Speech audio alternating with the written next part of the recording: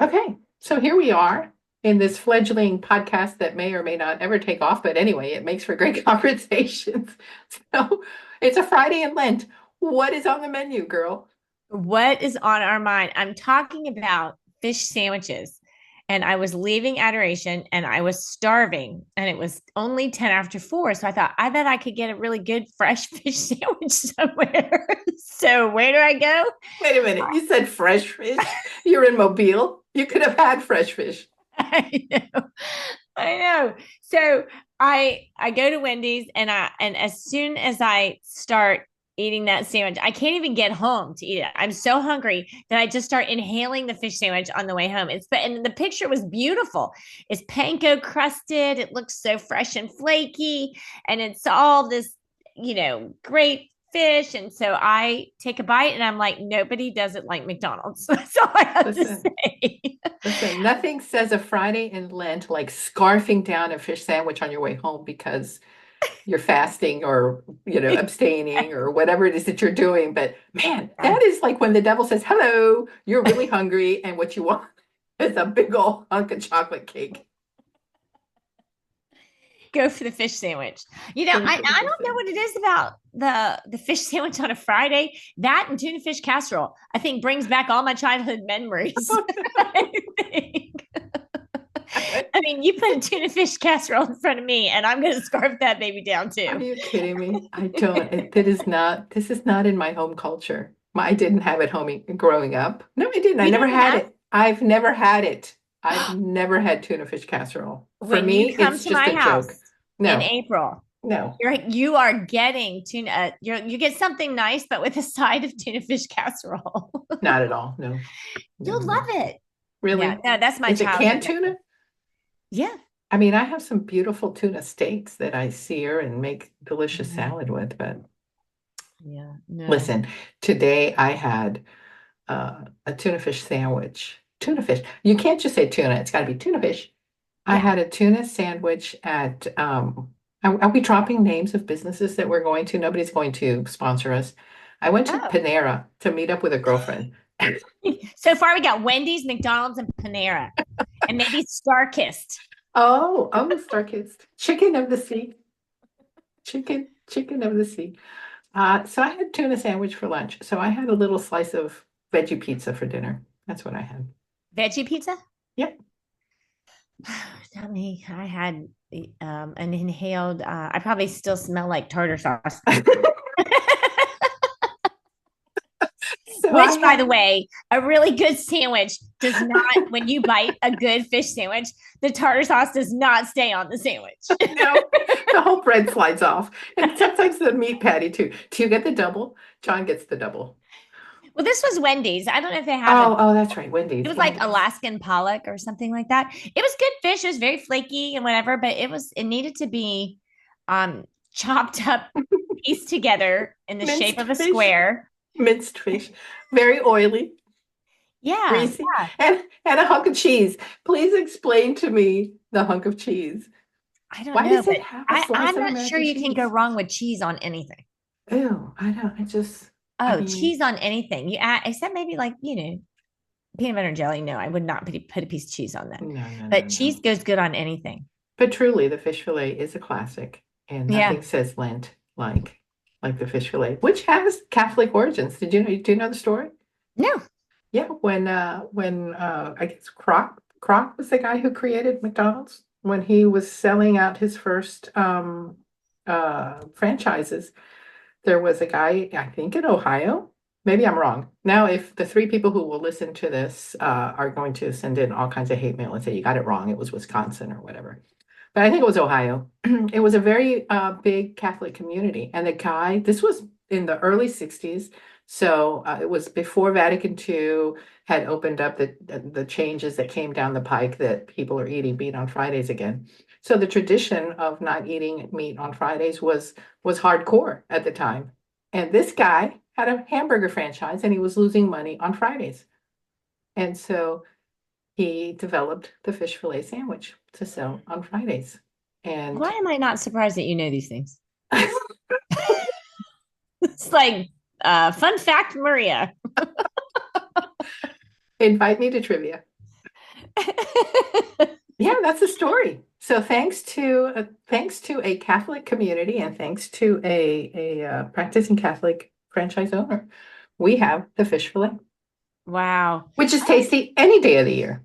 But Oh, nothing hits like that fish fillet in Lent, really. the first Friday of Lent, I mean, the line out McDonald's is something. No wonder people like Wendy's are trying to compete with coming up with some wannabe McDonald's fish fillet sandwich. It did not hold, I gotta say. Well, let me say that Arby's has a good competitive fish sandwich. It's We good. sound like a couple of health nuts, don't we? Not for a fried fish sandwich from a fast food joint. I don't think so.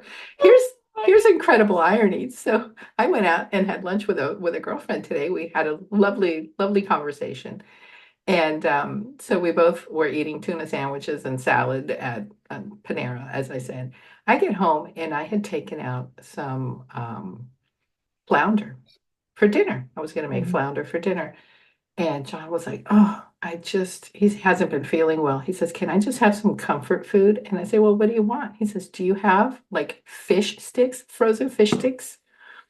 And Another classic, another your childhood face, classic. your face was hilarious. I'm like, you mean like in a bag, like frozen fish sticks? Or do you want me to bread this into fish fingers for you? And he's like, no, no, no, I want just the minced, you know, Captain of the Sea, fish, fish whatever it sticks. was. Yeah. Yeah. So that's what he had for dinner, fish sticks. That's how I ended up with a slice of veggie pizza because I was not going to have that again. Oh yeah. But I anyway. don't know. Fish sticks, another fan fave of my childhood. Fish sticks and macaroni and cheese. Oh, That's another childhood. we would have fish sticks and tater tots. Oh yeah, we did that too. Yeah. Yeah. Good old 1970s.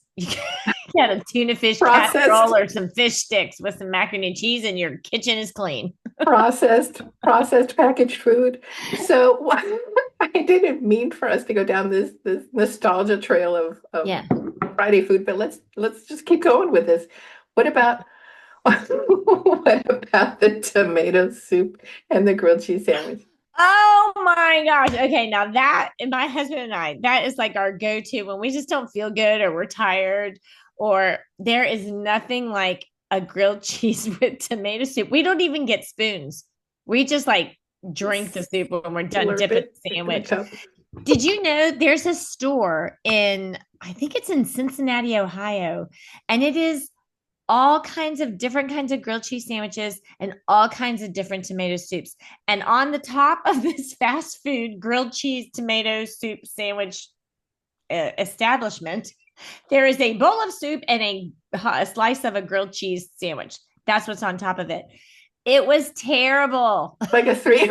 Oh, I'm sorry to hear that because what it was a 3D like a statue, Yeah, like a on top three of it, like the like Stuckey's glistening. boy that's on the side of the road. Like the what is that? The Doughboy, not the Doughboy, but what's that? Shoney's boy, Big Shoney's Boy boy, yeah, restaurant or big whatever that was. boy. Yeah. That's it. Yeah. No, it was a grilled cheese and a bowl of tomato soup. I'm And disappointed for you. yeah, I know. They try to make it too fancy. They had all kinds of herbs and spices, and you need it to be processed, hardly a hint of Open a can of tomato taste. Campbell's. So milk or water? McDonald's and Campbell's, you can't duplicate. You can't duplicate. So this is an important question. Do you make your tomato soup with water or with milk? Milk and a little butter. Oh, I've never put butter on it. I have added Just a little sour pat cream. of butter. Oh, sour cream sounds yummy too. Yeah. That'd be like a German tomato soup. Oh, I don't know. I don't know. I don't know. We there's a New York deli really close to us that we go to often, and John gets a lobster bisque there. Ooh, that Oh, sounds it's good too. delicious smelling. I can't eat it because I'm allergic. So I pretend and I get their tomato bisque, which is exquisite, but it's full of herbs and all of these things. It's like an Adult tomato soup. adult tomato soup, which is Yeah. delicious, but it doesn't hit right on a Friday in Lent because I feel like it does need to be penitential in some way. Open the can of Campbell's, slop it Oh, into yeah. the I that don't know. That's congealed almost mess and not add your penitential water. for me. It's almost not penitential for me. I know. Yeah. I Well, love it so cheese. much. What do you do? American cheese? Do you use the American cheese product? Those slices of No, I get the real American cheese. I do. I like the other one kind of creeps me out a little bit. I'm like, I don't even know what it is. I think it would like stick to the wall for a couple of weeks if you threw it up there, and it I was mean, stick. it sticks to the packaging, but that's what melts it so fast. Yeah. Yeah. Yeah, I don't know. I just got this like the greatest conversation during Lent too. I bet we're giving people all kinds of ideas for dinner Tonight. for tonight. Well, half the people are at the fish fries, tonight. So Oh, that's right. Oh, we have one down the street, but I yeah. figured I'd been out all day. Yeah, I can't believe we're only 2 weeks away. 2 weeks? Is that I right? know. No, 3 weeks. We're halfway Yeah, through. so we're halfway through. Yeah, we're halfway We're through. Three and a halfway half through. weeks. So, How's it been going for you? you know, it hasn't been bad. I feel like I didn't get to choose of all the things I wanted to do. Remember, I think we talked about this where I didn't want to shoot for the moon and fail on everything. So I have stuck completely to one thing, and that was mostly technology. It was mostly Really? like social media, technology, that kind of thing. I have, I haven't strayed, which I'm really surprised at myself. I think, and you know what? I find I'm a much happier person. Not because what they say. Doing one thing? Yeah, just the one thing. And I think, there have been a couple things. There's been some fasting here and there, and there have been, but it's been more of like a daily, choice for denial, self-denial.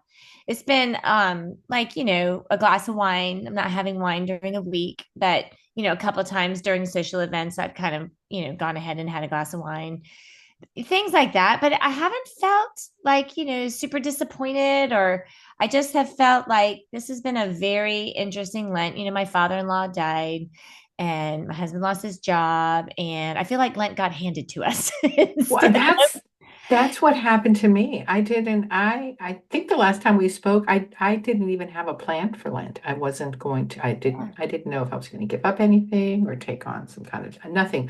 I did nothing. Ash Wednesday came and went. yeah. The first fish fillet came and went.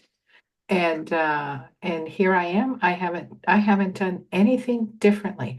However, I've been in the hospital. Hmm. John's been in the hospital. It Hmm. has been a madhouse. Hmm. And so I don't know, I don't know what the Lord is saying to me in this Lent period, but it must be just get your house in order. And that's a good thing. Yeah. At our age, Happy to say. getting, hospitalizations are scary because you start having these thoughts that maybe you don't want to have, but here we are. Yeah. And it's happening to a lot of people that I know, not just, it's happening to you. It happened to me. I mean, I know so many people that's actually they never really got to go give up something. We left, started traveling across the country to North Carolina for my father-in-law's funeral on Ash Wednesday.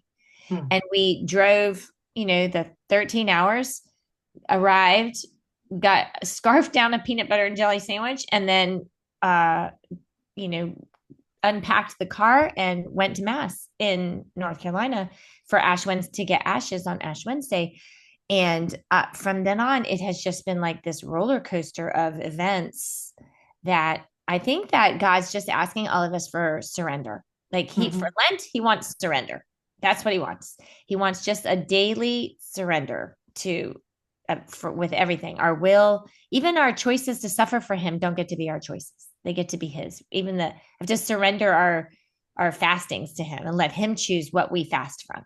You know. So I think that seems to be a common theme with many people I know right now. That's incredible. That's really incredible. Incredible, not I've comfortable. Yeah, well, it's not comfortable, but it's also, I don't know, there's people don't understand that there is freedom in surrender Hmm. because when you have to surrender like that, and I wasn't concerned about my hospitalization because it was a kidney stone.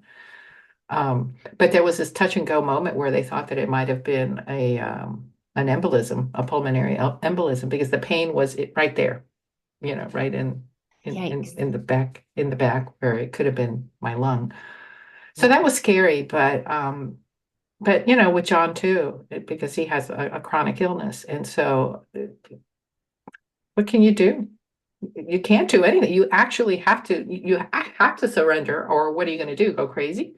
Hmm. Well, you might go crazy with a surrender anyway, but um, Yeah.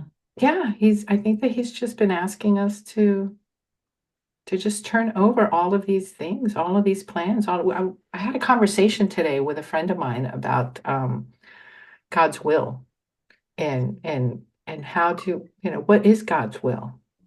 And it's just his good plan for what he has in store for humanity. And we're the ones that go in and muck it up and do things and change our minds and want our will and want what we want. Yeah. Was it I think I'm meshing two books together, but I was just reading one of these books the other day, and I think it was Teresa of Avila in Interior Castle. And it was talking about how instead of realizing and surrendering to being created in his image, that we tried to create him in our image. Mhm. And so we know what sacrifice it is that he wants. We know what we're called to surrender. We know what we're called to whatever. But when the things happen on their own, we're a little deer in the headlights because somehow things are off and I never got to have a good Lent because all these things were happening. And God's like, hello. So I'm just like, it's so true. Mhm. And being in the hospital, that's so scary. I mean, it is scary. Even when it's you, especially when you're your husband's caretaker, you know, Yeah. you have to make sure you stay okay. Yeah, that's right. That's right. Yeah.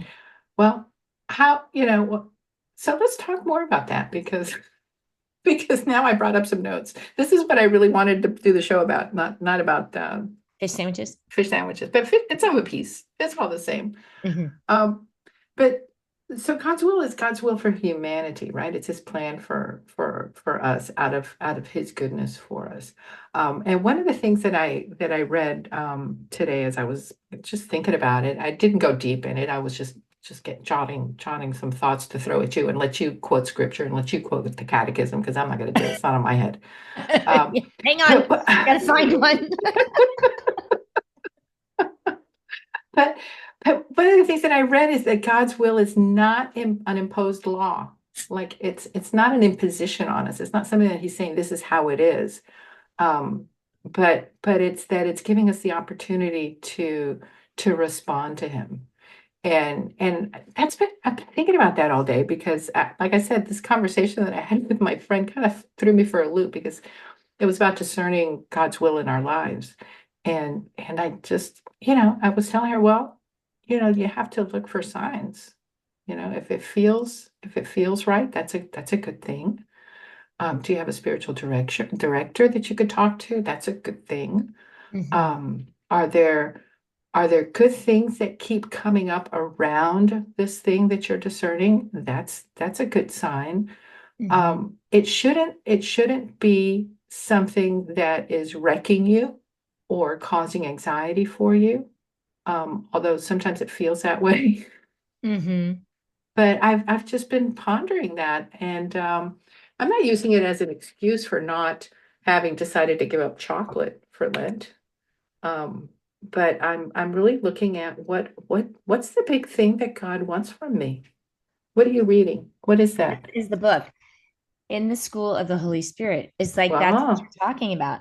I don't know if you've read this book. It's by Father Jacques Philippe. Mm-mm. And in it, he talks about discerning God's will. And there are certain, one of the things you mentioned was, how did you say it? If it brings peace, or I don't know Mm-hmm. how you said it, but peace comes along with it, then that's a good thing. But he says there are two most important things when you're discerning God's will for you. And number one is that humility is involved. If it's esteeming, then it may not be God's will. It may be your own will, and it may be a good thing, but it may be your own will. So he said humility is always involved when it's God's will. And number two what did he say? The second one? Uh, um, I lost I can't remember what the second one was. Humility is always involved, but he was talking about how you cannot always pay attention to the emotions involved because the evil one can imitate the Hmm. gifts, the fruits of the Holy Spirit, but not for long. Oh, that's what it was. The second one is patience.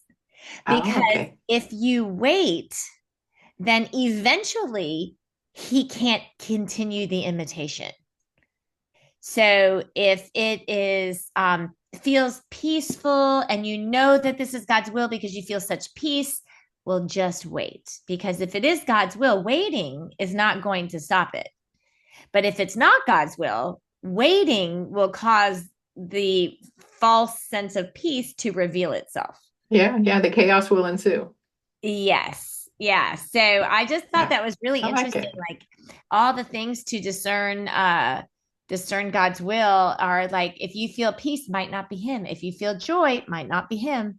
You have to just, but patience will help those things to reveal their true identity, or their true source, of where that is coming from.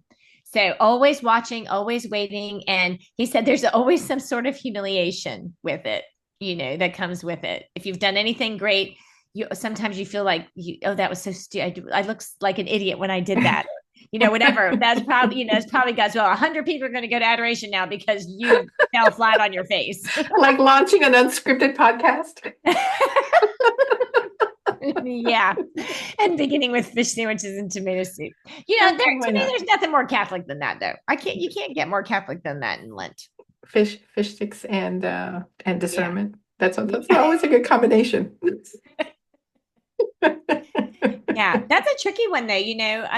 This book that we've been reading, I love this girl.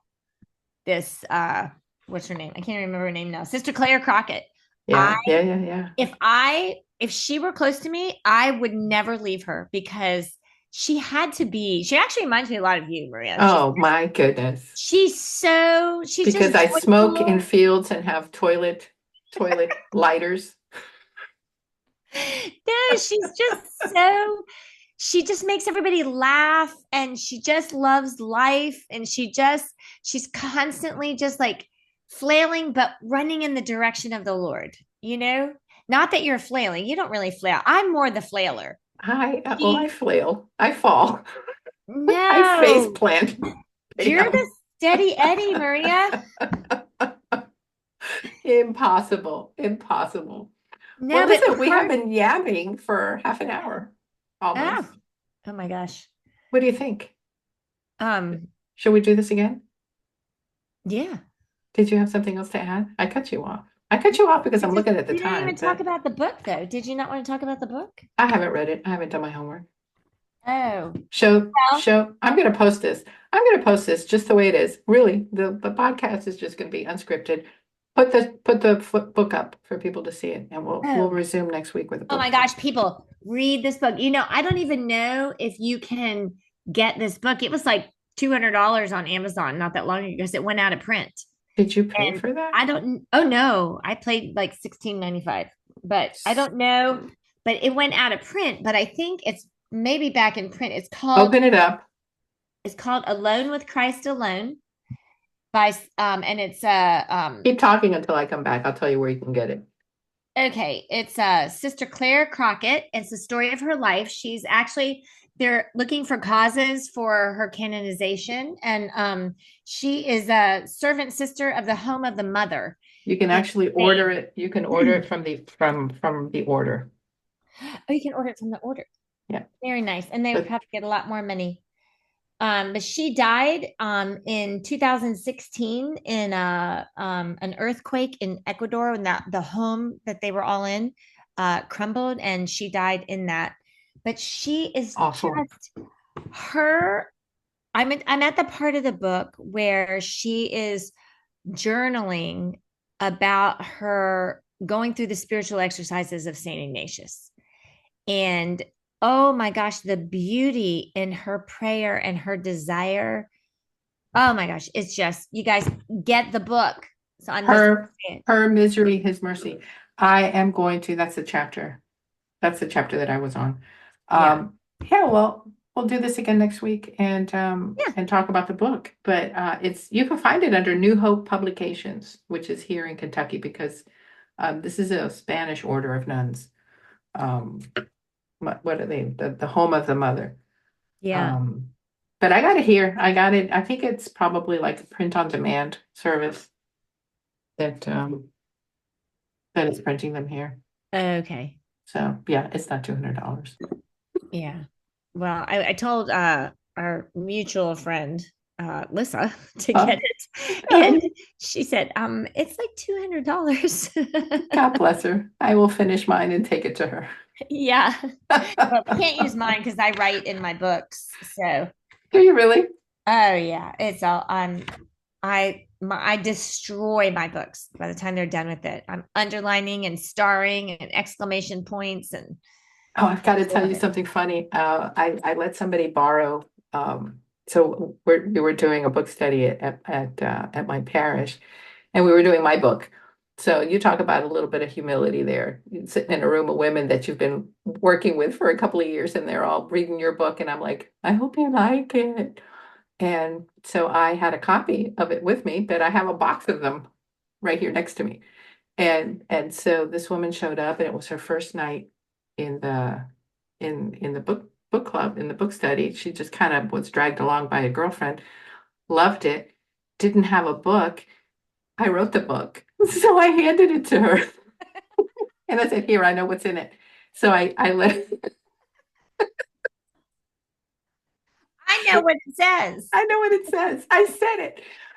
And so I should say, I should plug the book, Beautiful Second Act, available at your Catholic bookstores, at Ave Maria Press, and your online booksellers. And it's not $200. It's not $200. So I gave it to her and she took the book. She became really engrossed in it. And I told her, I said, you can borrow it and bring it back next week. Well, this woman ate up the book. And so she brought it back to me, and it was just falling apart from how she had loved the book. Listen, See, that's the thing. as an author, I love that, right? That like Oh, that did my heart good. That she oh. actually consumed the book, and so but she wanted to return this tattered book to me. I You have should no send that use one for to it. me. What? You should No, send that one to me. I told her to keep it, but I should have just told her to keep it, from the beginning. But I was like, I can't sell this now.